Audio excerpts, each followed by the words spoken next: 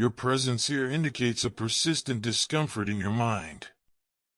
There is a pending obligation that, when remembered, generates a flood of justifications to avoid fulfilling it. Dedicate the time it takes to complete this content, about a few minutes, and I will reveal the technique to annihilate procrastination once and for all. I fully understand your state, the feeling of indolence, a lack of strength and organization. However, procrastination is not mere self-control, but rather a misalignment of brain circuits. Grant me your full attention, and I promise you will emerge from here with a changed perception of the demands of your life, armed with the tools to redefine these habits forever. Let's begin by debunking the narrative you insist on maintaining. I procrastinate out of sheer laziness. False.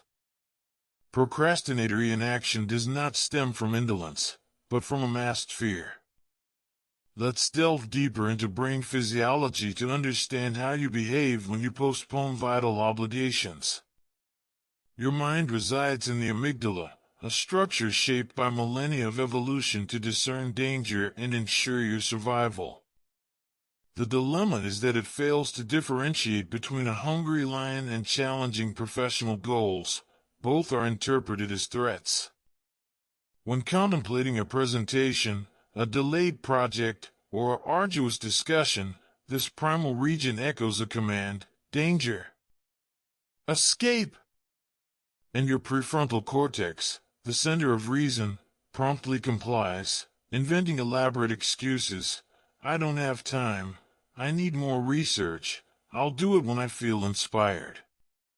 However, what few realize is that these reasonings are actually fabricated justifications to validate the escape already decided by the amygdala. Your ancestral brain's sole priority is to keep you safe. Anything uncertain, uncomfortable, or potentially painful is classified as dangerous, triggering the avoidance response. When you shy away from starting a venture, it's not because you're disinterested in success, but because an archaic part of your brain asks, what if I fail? What if I'm not competent? Preferring not to even try. This is the fundamental foundation. Procrastination is a malfunctioning protective system. Your brain seeks to shield you from failure, criticism, or discomfort. But there is a scientifically based approach to managing this mechanism.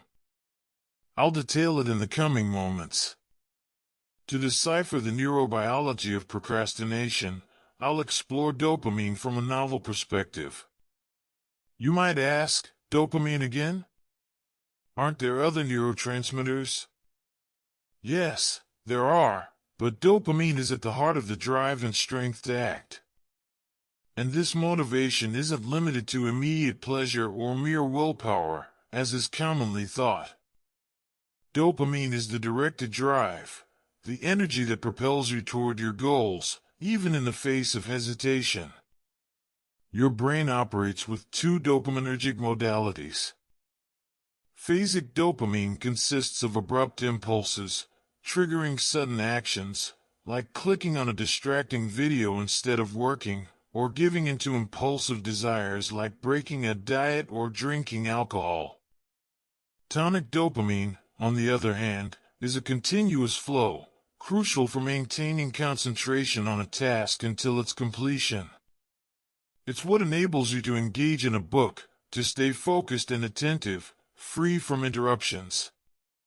Individuals prone to procrastination face a dilemma. Phasic dopamine overrides tonic dopamine. It's as if a faucet releases a constant flow of impetus, but is repeatedly diverted to other, more appealing pursuits. However, it is possible to manage which of these pathways is activated. The first strategy is so elementary that it borders on the trivial, but its practical application revolutionizes your existence. I ask you to reflect for a moment on the task you've been putting off. Answer honestly, what fear underlies this hesitation? Is it the fear of inadequacy, the fear of not being as perceptive as you thought? Or the dread of starting and not following through? Perhaps the fear of others' judgment? Name your fear and write it down concretely on paper. The emphasis on the physical act is no accident. The act of writing by hand stimulates a cerebral synergy between the motor cortex and the limbic system. This draws fear from the ethereal, limitless realm of your consciousness, materializing it into something tangible to be confronted. Why is it so effective? Unarticulated fears resemble colossal silhouettes, keeping you in a constant state of apprehension, a ceaseless alert echoing mentally. By identifying and verbalizing your fear, you transfer its irrational and emotional elaboration to the most logical and discerning area of the brain, the prefrontal cortex. However, naming fear is only one element of the complete strategy for eradicating procrastination. I will present you with an approach that contradicts the conventional wisdom of motivation, mastering appropriate fear. Most people cower in the face of action. My proposal is that you fear inaction. I invite you to close your eyes for a moment and internalize the following image. Imagine yourself 6 months from now, without having accomplished any of the things you avoid today. What emotion do you feel? What possibilities have you neglected? What facet of yourself has been abandoned by your inaction? Now, project yourself 3 years into the future. The same narrative repeats itself, persistent procrastination, the same fears. How has your life unfolded? This visualization is not aimed at torment, but rather at readjusting your decision-making process. It's crucial that your ancestral brain grasp a truth. The real danger lies not in trying and failing, but in never trying, in living with the eternal question of what if. Your brain, because of its evolutionary programming to avoid immediate suffering, the discomfort of the beginning, demonstrates a failure to anticipate long-term ramifications, such as the crushing weight of regret. When the fear of paralysis overcomes the fear of activity, a remarkable transformation occurs. Procrastinating then becomes a heavier burden than executing. Now that we understand the intricate workings of procrastination, it's crucial to understand that your brain's dopaminergic pathways direct your behavior, and they crave stimulation to perform tasks that promise rewards. It's undeniable that the universe is full of stimuli more seductive than immediate obligations, surfing the internet or similar distractions. However, one of the cornerstones of overcoming procrastinatory inertia is consciously distancing yourself from these distractions, recognizing that procrastination is an intentional diversion from your essential tasks. An ingenious methodology for structuring your routine is as follows. First, focus on a single task. Dedicate yourself to one challenging task per day, rather than a long list. Your brain can't modulate tonic dopamine for multiple purposes simultaneously. Second, impose arbitrarily tight deadlines. If an activity would take 4 hours, set yourself 3. This mobilizes Parkinson's principle, inducing the brain to operate more efficiently under controlled pressure. Third, define your reward. Choose in advance a genuinely desired reward upon completion of the task. Fourth, eliminate distractions.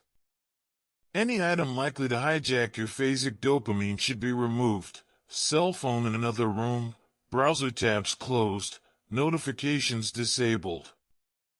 There is, however, a crucial detail rarely discussed. The reward must be deliberate, not a passive habit. Instead of routinely turning on Netflix, you'll have that episode as a reward for completing your mission. Instead of inertially scrolling through your Instagram feed, you'll have your 20 minutes of social media as an achievement. By converting leisure into a reward, a double benefit emerges.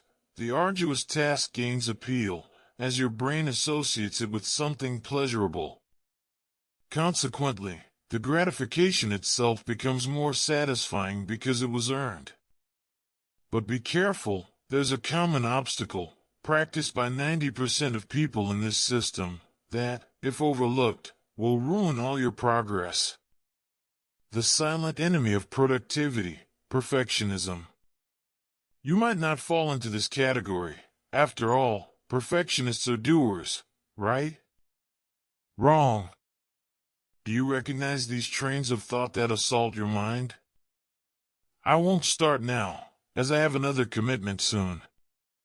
I need total inspiration to perform with excellence. I lack an ideal place to concentrate. This isn't the right moment. Can you relate? Such reflections are, in fact, perfectionist thoughts disguised under the veil of logic and rationality.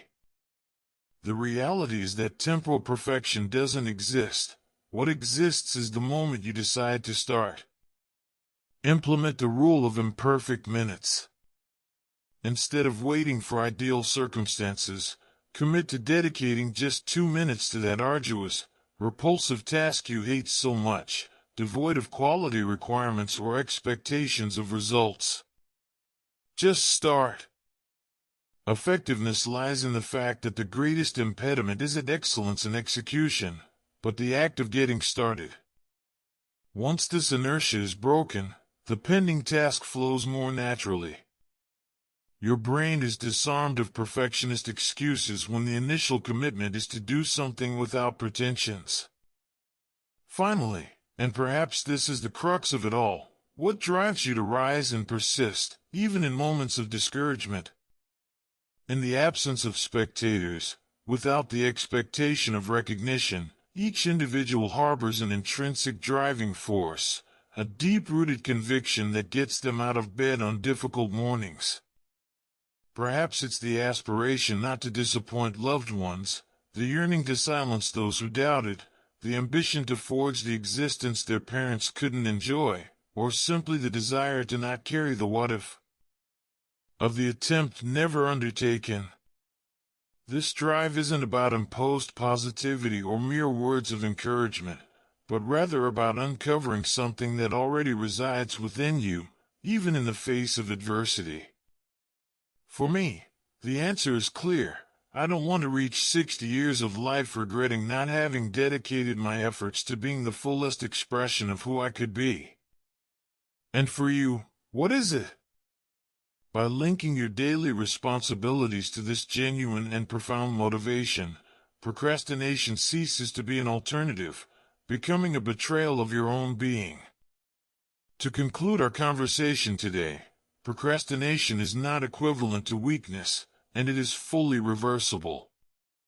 By implementing these simple adaptations into your routine, you will witness remarkable transformations in your daily journey and your relationship with inertia. My invitation to you is, select just one of the tactics shared today and put it into practice in the next 24 hours. Not all of them, just one. If this content has changed your perception of procrastination, please share it with someone who also needs this reflection. Until next time.